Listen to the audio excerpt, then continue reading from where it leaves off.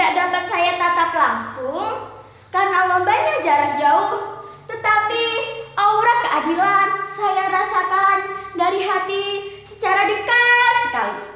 Baiklah, kali ini saya akan bercerita tentang legenda Kawah Sikidang.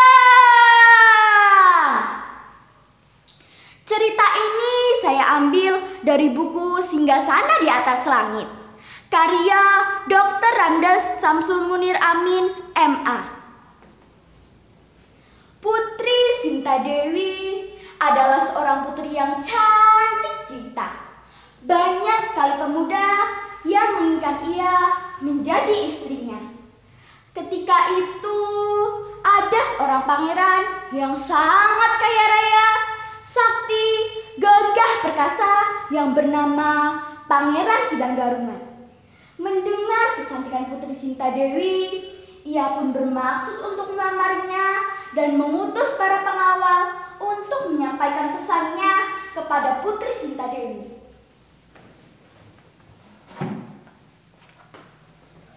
Pengawal, sampaikan pesanku kepada Putri Sinta Dewi bahwa aku melamarnya sebagai pendampingku, calon ratu di kerajaanku. Sampaikan pula bahwa aku sanggup memenuhi apapun permintaannya.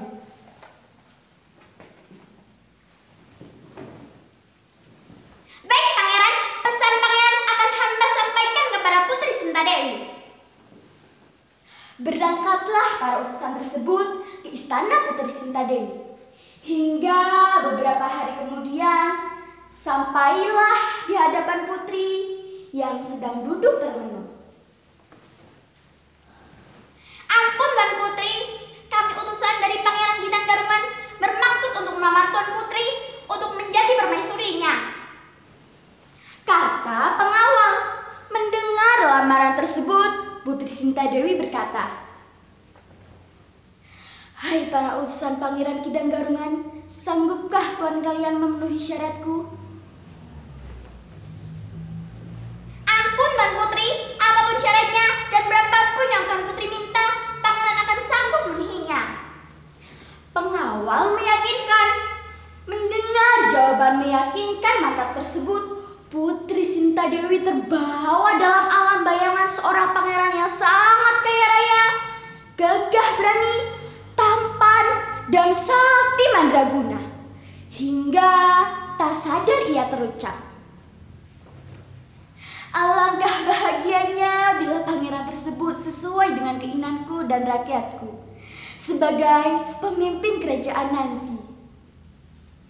Hai para utusan, sampaikan pesanku kepada Pangeran Kidanggarungan bahwa aku menerimanya," kata Sinta Dewi.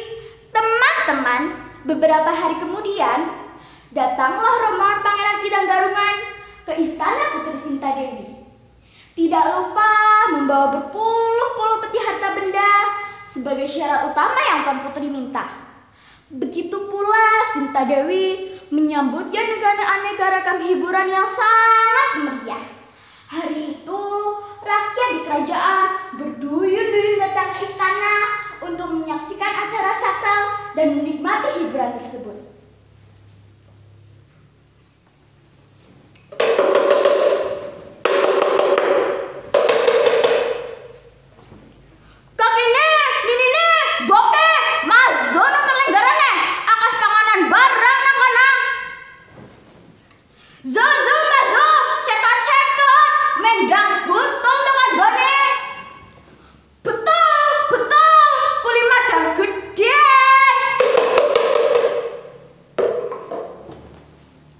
Sesampainya di istana, rakyat di kerajaan menikmati hiburan. Salah satunya seperti tarian. Nongkleng nong, nongkleng nong, nongkleng nong, nongkleng nong, nongkleng nong, nongkleng nong, nongkleng nong, nongkleng nong, nongkleng nong. Nongkleng nong, nongkleng nong, nongkleng nong, nongkleng nong, nongkleng nong. Di saat sedang ramai, tiba-tiba rombongan Pangeran Kidanggarungan datang. Alangkah terkejutnya ketika Putri Sintadewi melihat Pangeran Kidanggarungan ternyata berwajah raksasa, bertanduk rusa, suara kadang melemah, kadang keras sangat mengerikan. Aduh, bagaimana ini? Ternyata dia bukan pangeran seperti dalam impianku. Ternyata, tidak, aku tidak mau dengannya. Tapi, bagaimana cara membatalkannya? Putri Sintadewi cemas dan ketakutan. Sesaat kemudian, Putri Sintadewi mendapat satu ide.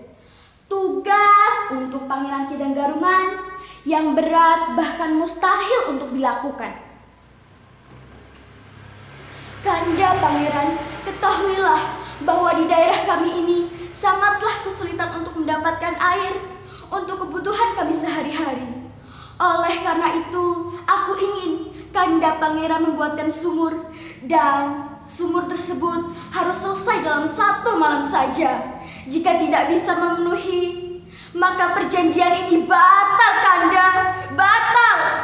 Rayuan Sintadewi.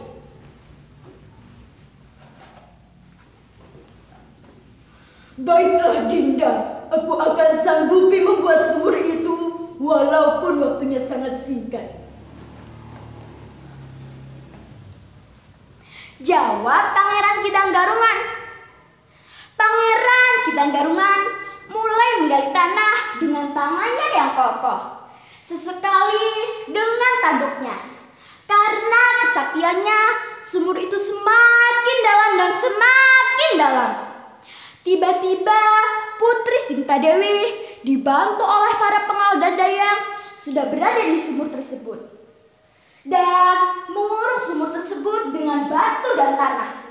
Tanah-tanah tersebut mulai menimbun Kidanggarungan dan mendongak ke atas.